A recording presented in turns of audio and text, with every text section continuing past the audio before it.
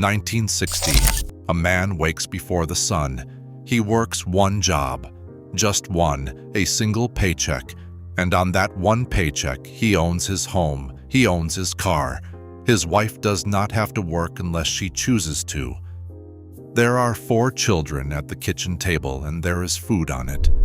Once a year, the whole family piles into the car and drives to the coast for a week they paid for in cash. He is not rich. He is not a manager or a doctor. He is an ordinary, working man earning an ordinary wage. And by the end of his life, the house is paid off, and there is something left over for the grandchildren. Now ask yourself the question that millions of Americans are asking quietly tonight. How? How did one ordinary paycheck do all of that when today 2 incomes can barely hold a family in place?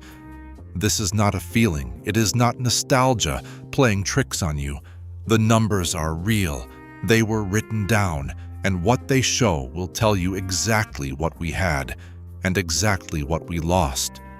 If you grew up in that America, you remember it in your body before you remember it in your head.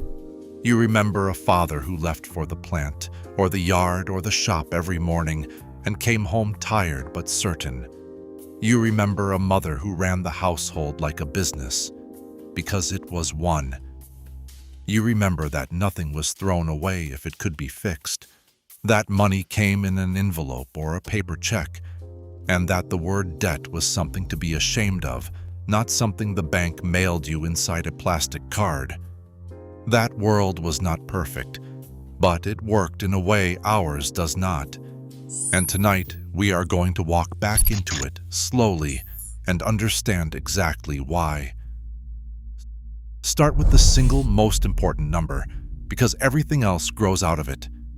In 1960, the United States Census recorded that the median American family earned about $5,600 a year. That same year, the median American home was worth about $11,900. Now hold those 2 numbers next to each other. A house cost roughly twice what a family earned in a single year. Twice.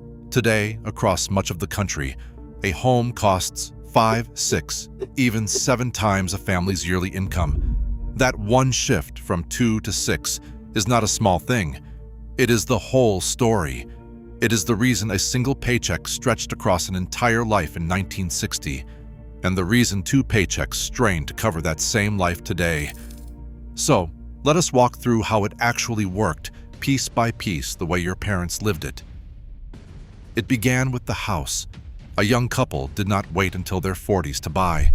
They bought in their early 20s, and they bought small. A new home in that era was often under 1,000 square feet, 2 or 3 bedrooms, 1 bathroom, no great room, no walk-in closet, no second garage. It was modest, and it was theirs, and the mortgage took a small enough bite out of one paycheck that the family could still eat, still save, still breathe. Within 20 or 25 years, a great many of those homes were owned free and clear, paid off, no payment at all. Try to imagine, tonight, what your own life would feel like with no house payment. That was simply the normal ending to an ordinary working life. Then there was the car. 1 car usually, not 1 for each adult and a third in case. 1, and it was kept running for 10 years, 15 longer, because the man of the house knew how to keep it running. A weekend under the hood was not a hardship. It was just Saturday. When something broke, you fixed it. When a part wore out, you replaced the part, not the whole machine. The same logic ran through the entire house. Shoes were resoled, socks were darned, the toaster was opened and repaired, not tossed in a bin. A good coat lasted 20 years. None of this was poverty. It was competence. It was a household that produced, instead of only consuming. And here is a cost that quietly made the whole thing possible, one almost nobody talks about. Healthcare. In 1960, medical care cost the average American around $124 for the entire year. You went to the doctor and you paid the doctor, often in cash, often that same day. There was no monthly premium swallowing a week's wages before you had even seen a nurse. The thing that drains the modern family every single month, before rent, before food, simply was not there in the same way. The mother's work mattered too, and it mattered in dollars, even though no dollar ever showed up for it. She was not idle. She ran a full operation. She grew food in the garden and canned it for winter. She cooked 3 meals a day from raw ingredients, not from boxes. She sewed and mended and stretched. She managed the money with a discipline that would humble most financial advisors today. The cash came in, and before a cent of it was spent, it was divided. Some into the envelope for rent, some for food. Some, always some, set aside first into a passbook savings account or a Christmas club at the bank. Families bought on layaway, not on credit. They saved up for the thing, and then they owned the thing. Debt was the rare exception, not the foundation. Put all of it together, and you see it clearly. A modest paid-off house, 1 repairable car, cheap, cash-paid medicine, a household that produced much of what it consumed, and money that was divided and saved before it was ever spent. That is how one ordinary wage built an entire life. Not a secret, not a trick, a structure.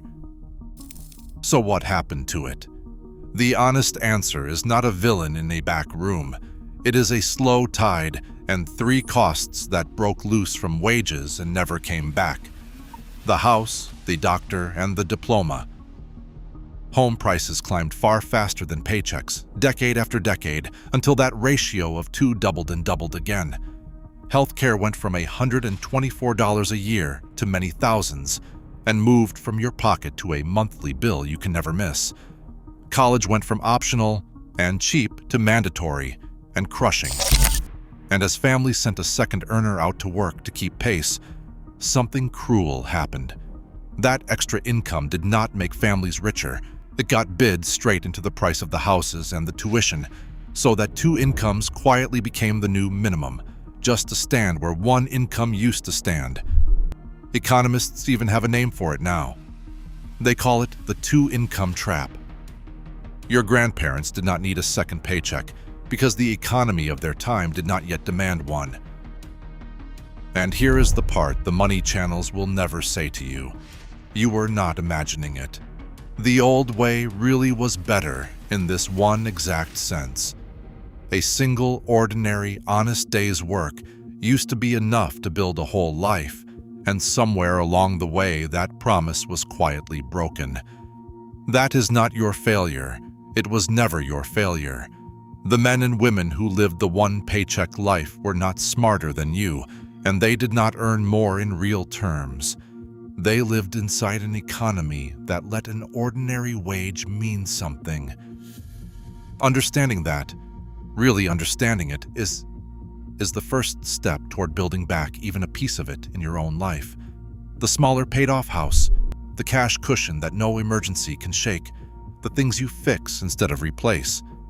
The household that runs like it has a purpose again, not because a video sold you a money trick, because your own parents already proved with their lives that it can be done. If this brought back a memory tonight, the smell of your father's work jacket, the sound of your mother's sewing machine, a house that was small and full and paid for, then leave 1 word in the comments. Remember, we read every single one, and if you want to keep walking back into the America where a dollar still meant something, stay with us and subscribe. Next time we are opening the kitchen drawer and the workshop bench and looking at the everyday things every household once repaired instead of throwing away, and the quiet reason we forgot how. We will see you there.